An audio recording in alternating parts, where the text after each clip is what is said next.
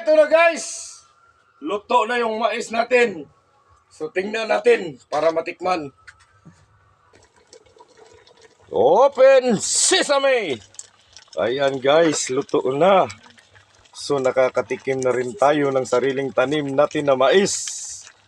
So yan ang sinasabi ko guys. Pag marunong kang magtanim, pagdating ng panahon may aanihin. Oh, di ba? Pag magsikap, magtiyaga, pagdating sa panahon may nilaga. Oh, yan na yan. So ano pang hinihintay natin? Kunin natin yung mais.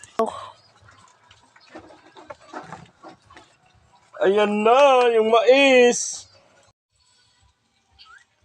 Yan na guys, tikman na natin yung mais natin. Ang init.